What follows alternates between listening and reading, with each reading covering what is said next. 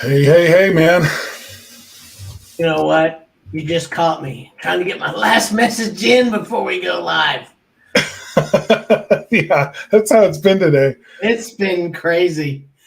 Ah, For it's, sure. I looked and realized what time it was and that I needed to sit down and actually comb my hair and get ready for this. And um, yeah, it's just been scramble, scramble, scramble all day long. I am so glad somebody else combed their hair. I did. Yeah, I noticed. And I'm glad you did. I Yeah. combed it really short. Uh-huh. Yeah, I did. Yeah, it was Yeah. all fun. Uh, I don't know what shampoo you're using, but it's just lovely. isn't it fantastic? Um, Oh, well, thanks everybody for being here. If you're coming on, make sure you give us a thumbs up or a like or a heart or whatever. If you're watching on YouTube, hit the subscribe button. We're going to be doing a Q&A, our monthly Q&A. I can't believe it. It's already time for Q&A again. it is crazy. Time flies when you're having fun. So for those of you in the chimney industry who are having a slower, time of it right now, this is our busiest time of year. This is just nuts. I mean, when you guys are slower, we're busy. Mm-hmm. When you guys are busy, we don't hear from you, and that's our slow season. So, We take um, vacations and yeah, yeah, we I really haven't had do. a spring vacation in 10 years. I don't think. We don't take them in the spring. So here's the big issue. It's not a question, but it kind of is a question. It's my phone's not ringing. What can I? Yeah, not a question, but it implies a great deal of concern, and it's Right, right. certainly understandable. So here's the really interesting thing about this. I was having a conversation with somebody that's been in the chimney industry for about 40 some odd years. And I asked this question of him. I said, is it just since everybody's been on the internet that the phone quits ringing like in January, or did that happen, pre-internet? Just curious.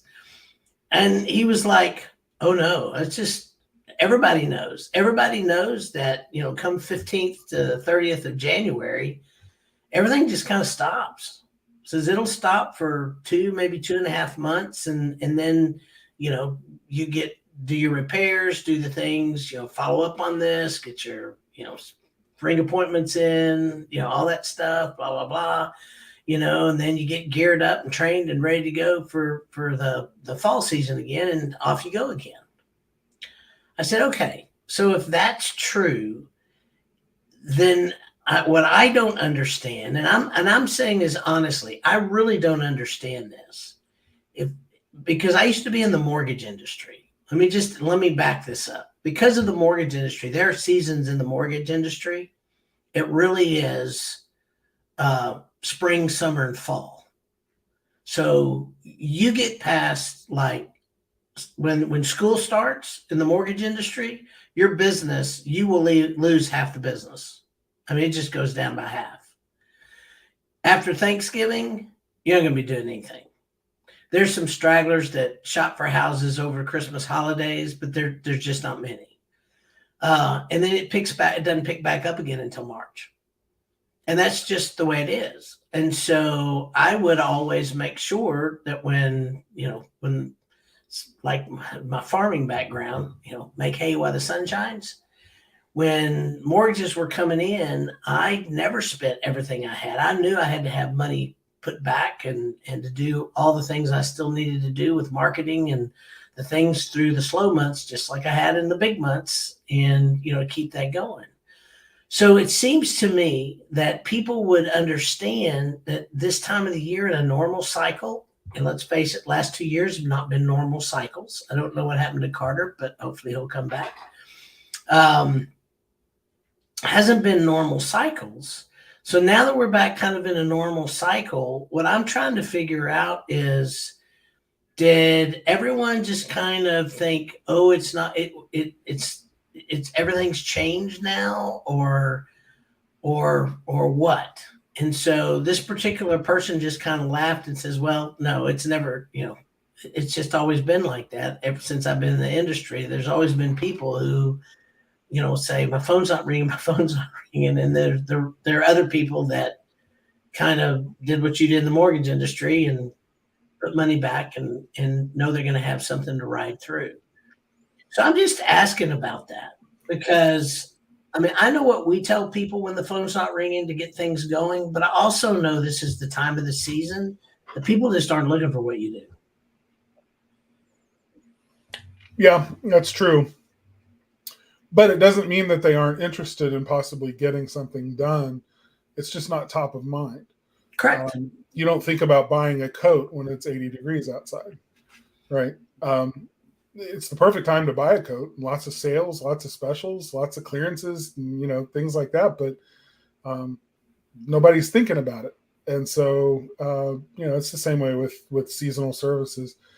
So one of the things that we know is that those businesses that anticipate the seasonal cycles and get ahead of it, and you don't have to get ahead of it by much, but a month anyway, 6 weeks of prep going into the slower season to start thinking about what to do to shake the bushes and get clients, to start doing work. Mm-hmm. The two sources of that 9 times out of 10 are estimates that didn't get accepted during the busy season, or even if they did get accepted, you wouldn't have time to get them done. And the other is forward scheduling existing customers who have annual service needs and trying to get them scheduled out of the busy season and into your slower season. And there's communication that can be done on both of those points on both of those cases to drive more of those businesses to coax them into actual work. So it's a simple strategy. It's not a difficult thing to do. We automate it for a lot of our clients so that every year it just starts happening, right when it needs to. A lot of those clients tell us they don't have a slow season anymore because they're just, they're handling their business differently than they used to. And, it really makes a difference. Like if you think about, sorry, you were probably about to say something there, and then I had this. Well, I was gonna add something, but go ahead. I know what I'm gonna add. When you're chasing the cycle, right? When you're always a little behind where the dip started happening. In other words, if you wait until you're like starting to think, would somebody call the office number just to make sure that it still rings? Then you've probably waited a little too long to start the process of getting these people in the door and actually creating work, right? So, but that cycle, if you get ahead of it, then essentially what you're doing is leveling out that cash flow picture. And if you can get those existing customers out of your busy season and into your slow season, so that your busy season now has capacity to handle new customers who then the next year you'll take out of the busy season and put into the slow season and do that multiple years, then what you're doing is creating a cash flow picture that is radically different and a revenue projection that is continually climbing every year over year, because you have enough time to actually get to the new customers and keep them as existing customers throughout every year and grow the business that way, revenue-wise, year over year. And it's just an established way of making sure that, and it doesn't require a lot of additional marketing. It doesn't require, this is like a super simple thing that you can do to be proactive in getting work when you most need it. Sorry, I've got a dog chewing on a wood step, so I had to I know all of a sudden it's like I heard something crazy. My wife will kill me if I didn't stop him, so I apologize for that. The thing I wanted to add was the other thing in the spring and summer that happens that normally doesn't happen in the fall and winter, though we've had some instances of it in the recent years, is all the storms.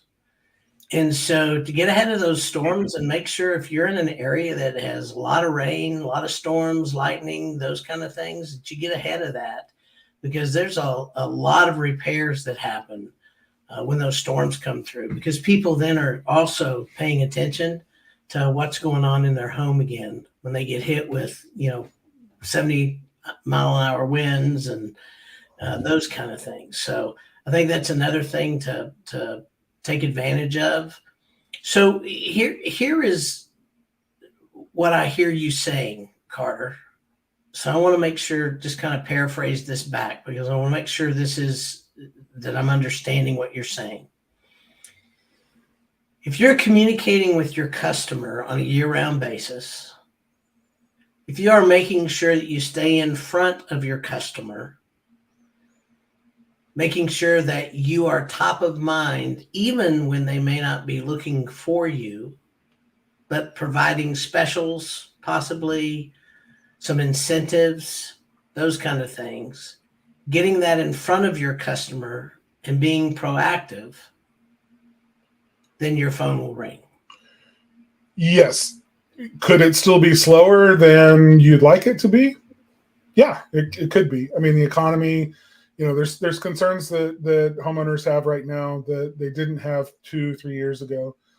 They had different concerns 3 years ago. So, there's still some differences in things that are going on.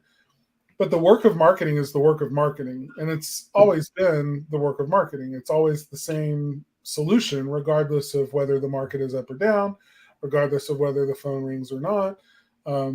You apply different strategies for different seasons, and this time of year for our clients that are, or for those in the industries that are slower this time of year historically, there are certain marketing, I wouldn't call them silver bullets, but here's what I do know. If you're a company that's just now saying, well, we probably should email, maybe that'll help email our client list. Maybe that'll help us get more business. There's a good chance that if you haven't emailed that list ever before, and then suddenly you're emailing them now, that it's not going to be nearly as effective as if you were emailing those customers 3 or 4 times a year. Those customers that are receiving emails from you and opening them 3 or 4 times a year, this is just marketing 101. They're much more likely to be buyers when the right offer is put in front of them at a time of the year when you need them to be buying. So it's not a Hail Mary thing. A lot of people think, I don't need to market because I got all the business I can handle, which is great until you don't have all the business you can handle anymore. And then what do you do? Right. So marketing is preemptive in a lot of ways. It's the work of making sure that, we have steady flow of work that we can manage well, anticipate, right? It's repetitive. I mean, it's repeatable. It's scalable. We know that if we do this much marketing during this time of year, it usually yields us this much work. And if we spend a little bit more this time of year, then it might give us a little bit more work, or a little bit less, and we'll spend a little less and we get a little less work. So if you can dial those things in and do the work commensurate with where you want to be in terms of the growth of your company, instead of just using it like, oh my God, the sky's falling, nobody's calling, it's, what's happening? And then trying to use marketing as a savior mechanism to keep you in the black. I just see too many companies that wait too long to really use marketing effectively when it could have been used effectively all along, and then you never get in these situations. Yeah, and I love this. Renee, for years, our intent is to put our names in front of our clients a minimum of 4 times a year. Yeah, I mean, that's absolutely perfect. Yeah. The rule of thumb there is you want to be on their mind, but not on their hair, right? Exactly. I mean, I see people that are emailing 4 and 5 times a month. I'm like, yeah, for a service company, that's probably a little bit much. At some point, people are going to get tired of hearing of you, and they're going to start unsubscribing. There's definitely a law of diminishing returns there. But for a service company, about 4 times a year is very appropriate. You could probably do even a little bit more than that and still, be in a healthy range. But a good minimum is 4 times a year. I like that. So I like this too. Coach Chuck is a coach with Royd House Effect. And, the economy is slowing. You got to work your list, self-service policies, forward schedule, training, get systems and warehouse organized. I mean, those are all really, really great things. So I like this too, Renee, says we've slacked off for the last few years. Who hasn't, Renee? It's been easy. I love it. Everybody says, what's going on? I'm like, well, now we're where we got to work. We got to go to work now. It's been easy. All your programs are still designed though and ready to implement as soon as we kind of get caught up. So that's good. It's a good place. So I think that's really true. And the thing that I think is really interesting about all this is we don't stop. Well, the fact is, when it's easy, we think that's normal. It's easy to think, we drink our own Kool-Aid in those situations, and it's like thinking that we're business geniuses, right? Yes, we're great. We're awesome. We do so much things that's so right, and I mean, we've even told our employees, hey guys, we've had it easy the last few years too. Now the work begins, I mean, come on. When people start struggling, that's when we have to get creative and moving and going and whatever. And we can tell them ahead of time. We can tell them and tell them and tell them while everything is kind of easy and they don't listen. Then all of a sudden, when it starts getting tough, they start listening again or start asking again. So that's good. So let's go to this next one. Why is marketing so hard? Well, I think we just answered that a lot. I mean, marketing is oftentimes we make it harder than it has to be. Marketing in itself is probably no more difficult than any other job. It's just so complicated and technological these days that the average bear just looks at it and goes, I don't know anything about any of that, and that's fine. I wouldn't try to build my own chimney or,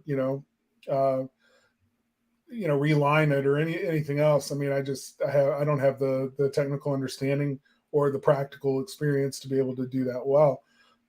My thing is marketing. So from the outside looking in, the jobs that you don't know how to do look harder than they probably really are.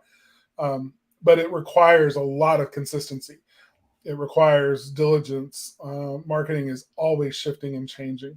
And I think just as an insider in the field, we can attest that a large part of the effort that goes into marketing is just purely trying to keep up. Yeah. I've told people how much I actually read. I go through articles and read almost an hour and a half in the morning, most of the time before I even post in my 10 a.m. channel what I'm doing for the day, because it's changing so much. And then you throw things like AI on top of it and some of these other things that are going on. It just makes it a little bit more challenging. But with that said, I will tell you what I think is so hard about marketing. And you actually said the word, Carter, consistency. But that's the hardest thing we do in life. Be consistent as a parent, be consistent as an employer, be consistent as a leader. Consistency is hard, And the other thing that people don't realize is there's a lot of things. People think that marketing is all about being creative and finding those new ways to say this and the new things to say that and to create the new slogan and logos and all this kind of stuff. In digital marketing, there's a lot of tedium to it. And so doing the same things and having the right people in the right place that don't necessarily want to be creative, but they enjoy doing the same thing over and over and over and over and over again. To me, those are the things that are the things about marketing that is hard. The other stuff is kind of fun. It's that stuff to me that nobody wants to do, that you have to do in marketing, that makes it a little bit more difficult. And I love this too. It reminds me of managing stock. No matter what your prognostication, it will not be accurate. I love that, Renee. That's fantastic. Here's Chuck. It's not hard if you leave this to if you sorry, I can't read.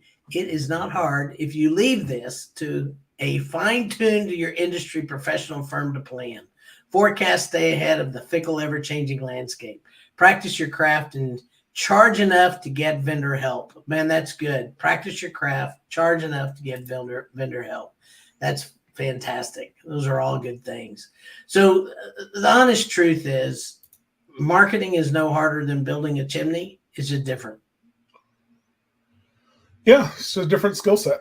Yeah. You put in the time to understand, uh, how to troubleshoot and problem solve, and do a job that needs to be done, and it needs to be done well with a high degree of skill. And it took you a long time to get to the point to where you are. And it's the same with us, just a different set of tools that we use. Yeah, very true. Okay, here we go, Carter. Letting you have this one. Yeah, well, so you keep hearing about ChatGPT. What is it? So I actually heard somebody the other day talking about ChatGPT as though it were synonymous, or the term was interchangeable with AI, artificial intelligence. And it's not.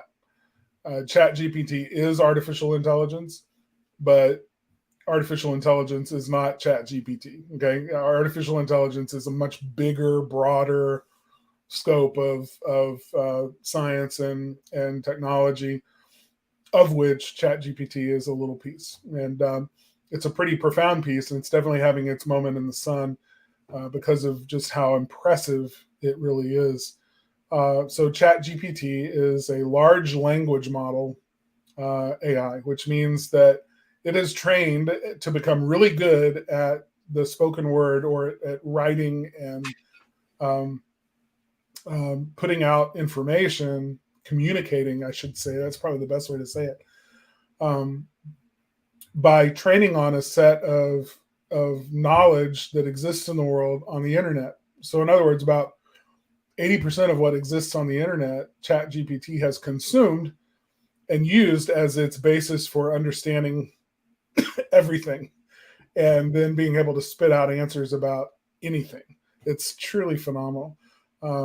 But it's really a way, it's ultimately designed so that you can ask it questions or prompt it to do something for you, and then it will send back an answer. It will chat with you, and it's this two-way communication with an artificial intelligence, during which you're working together toward getting something that's usable, some bit of information that's written that you can use, either knowledge that you need or content that you need. And as marketers, we look at the content side of it almost exclusively. But as a knowledge engine, it's pretty powerful as well, to help people just learn things as an education tool, to help people learn things in very simple ways. So I'll give you an example of that. The other day, I read an abstract for a research paper that has to do with a pharmaceutical that my doctor is recommending that I try. And I wanted to know some things about it, so I wanted to go read the scientific paper. Now, I'm a pretty smart guy, and I can read a scientific paper, and I know how to, get to the meat and potatoes of it and understand what it means. But it takes me a while, and it's pretty difficult to read it all. So I just went and copied and pasted the the abstract of the paper into ChatGPT and said, explain this to me at a 10th grade level. And it gave me the answer, basically. Then I went back and looked at the actual abstract and went, yeah, it's pretty much exactly right. I mean, it got very close to being able to state what the findings of this scientific paper was.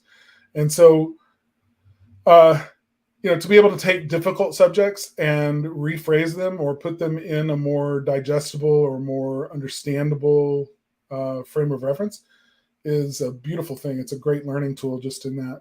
As far as a writing tool and creating content, it's actually really good at that too. And we have been experimenting as an agency in using ChatGPT to see what can be done with it. Right. Jury's not in yet. We're still playing with it in a lot of ways. It'll never replace well-written, well-crafted content, but I say never. Eventually it will, but for the foreseeable future, I look at it as a partner in our business. I look at it as something that we can collaborate with to make us better. I don't look at it as a way to do what we do cheaper or faster, just, like farm out the job, basically. We've never been that kind of agency that looks to cut corners. We're looking at like, how can we use this tool in a way that makes us better at what we do for our clients, for ourselves, for our people. So I don't know if I'm answering the question exactly. There's so much to it. Well, there's a lot to it. And, one of the things that I will tell you pretty much, and I've talked to several people in the industry and we're all in agreement. It's pretty easy for an AI checker to go in and see if something has been created by ChatGPT or an AI system of any kind. And so, you're never going to get away with using these kind of tools and try to game Google's system. You're just not going to do it. So Google's already said, yeah, if you want to use chat, that's fine. But there's a lot of buts. There's been a lot of people testing. Right now, everybody that I know that has tested ChatGPT, that has gotten content written from it, taken that, posted that content, it ranks and then it tanks. So it's one of those deals. It ranks and tanks. The jury is kind of out on how much stuff has to change or what you have to change or what you have to massage or, those kind of things.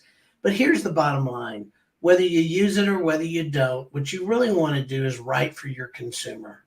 I mean, that's really what it is. And I'm going to put something that Jerry said, because marketing, if you're using these things to game Google, that's a wrong thing to do. We're concentrating on speaking to communities, and that's what you need to do. These are the people that buy from you or that may buy from you, 100%. You want to talk to them about how you're going to resolve their pain and help them obtain what they want, period. And what's interesting about that is I had a site review with totally out of any industry that we normally work with. But I made the comment on the first page. It was all about this company's story and the owner's story, which was a very, very compelling story, by the way. One of the first things I said on the site review is, yeah, that needs to go to about page. I mean, you can mention it, here, read our story or whatever. And the person that was on said, oh, the owner's not going to like that. And my deal is like, well, the owner's telling his story. His story is not his customer's story. He's got a different story. There's a lot of things this guy does. So is everybody that's going to come to this website had this one problem? Well, no. So it's just, you have to kind of think through things a little bit and realize what you're solving is your customer's pain. And if you came to your business through a similar pain, that's fine. Tell your story, but you really need to talk about your customer's pain and how you're going to solve that. So that's really the main thing there. And it's an interesting thing when we talk about ChatGPT, because let me tell you what it cannot do. It cannot create empathy. It cannot tell stories. It cannot create connections. It's really great for just raw information. It's good at language. It's good at language, but it doesn't. There are things that it does not do that people can do with language. Well, people can do, but not every person can do. And that's what I'm finding really useful is like, if somebody who absolutely hates writing was a C student at best all the way through high school, in English, and just does not enjoy writing at all and is daunted by any writing task that he's presented with. But he owns a company and he needs to give his marketing company some idea of his story and, just bottom line info that needs to be included in the pages on, a website.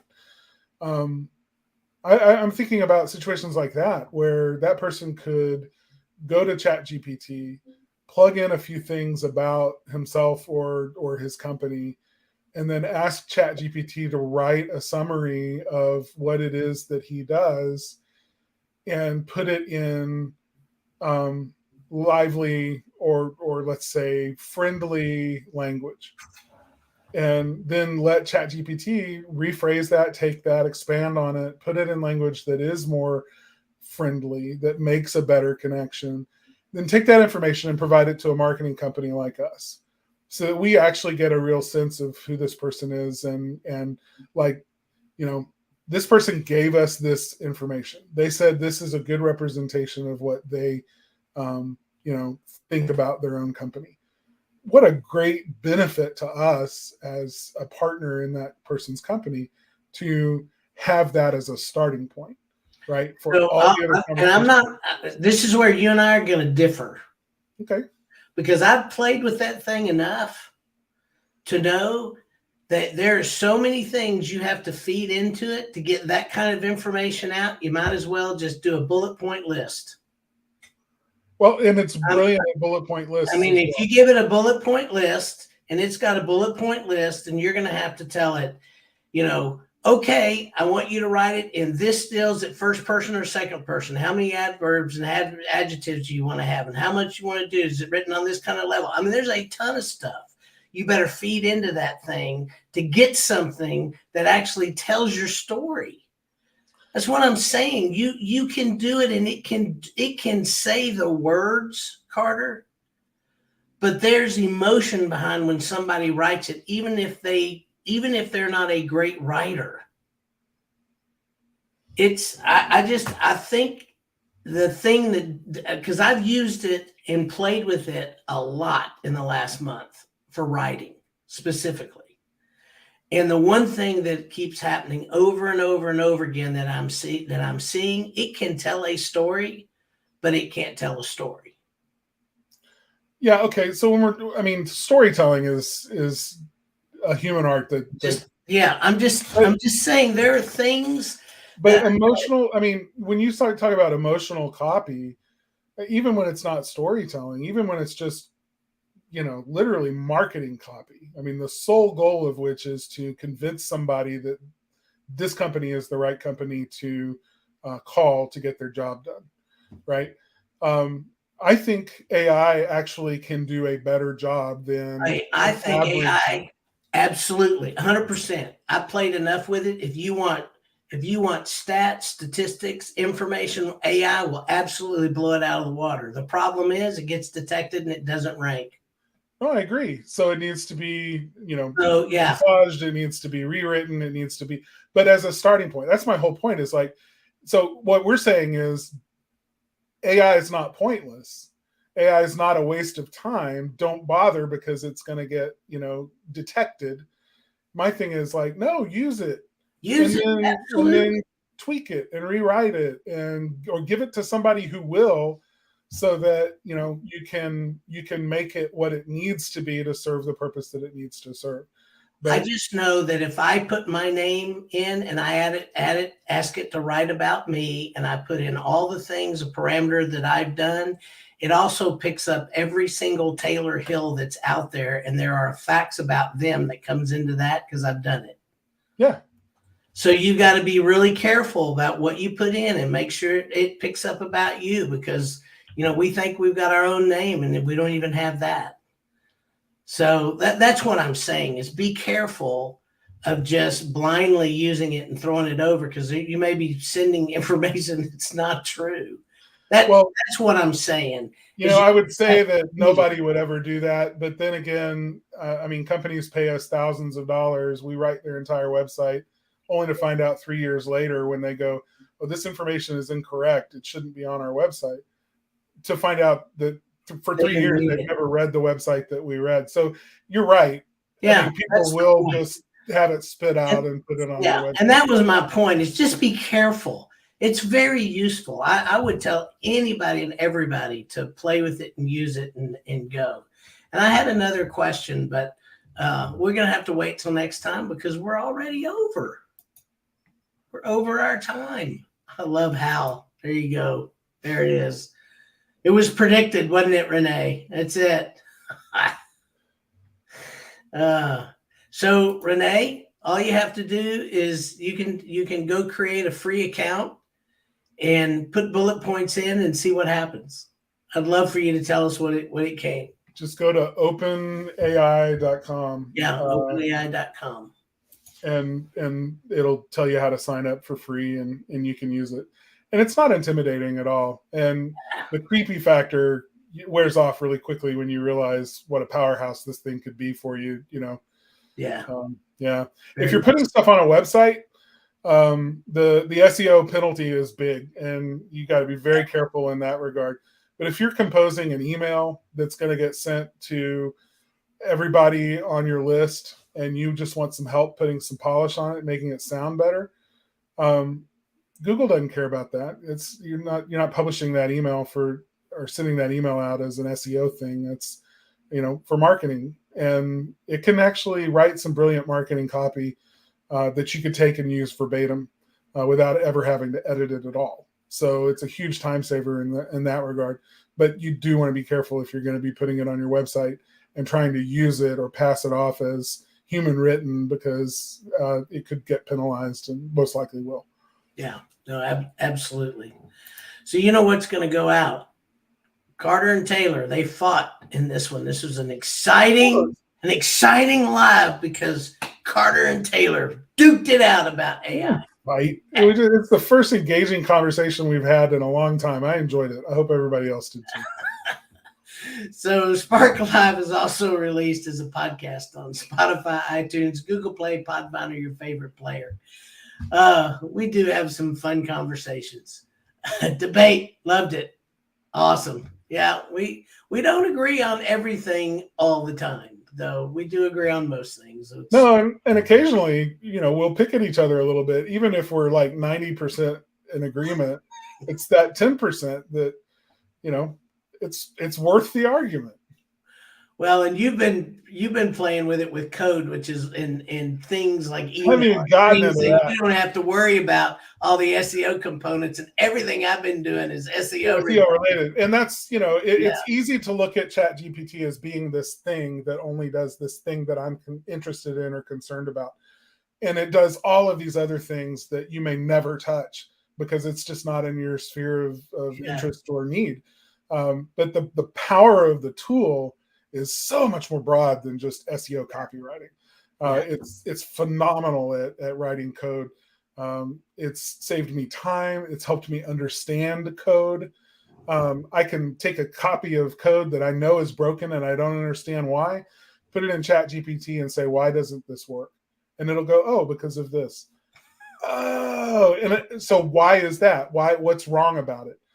Oh, well, the syntax is wrong. It should be this. In JavaScript, here's the standard, and it gives me a link. And I'm like, finally, an answer. I mean, I've searched every forum and everything else to try to figure this one little thing out, and I can't. I just asked ChatGPT. Not only found the problem, but it told me why it was a problem and what I could do to solve the problem. Brilliant. Isn't that awesome? Well, I tell you what. Thanks, Chuck. Yeah, that's awesome. So I'm just going to throw this out since you just said that, because here's the last question. I heard Google's building another search engine. Why and what should I be preparing for? So just real quick, yes, they are. They're building it on Bard. It's an AI search engine that's going to be competing with Bing search engine with their AI system, whatever. But right now they are doing some other things on the current one. They don't have any idea when it's coming out, but talking about how search is going to change. And I think that's one of the reasons that it's going to change, Carter, is what you just said. Yep. I think search will change in time. Don't ask me how. Don't ask anybody how, because nobody has a clue.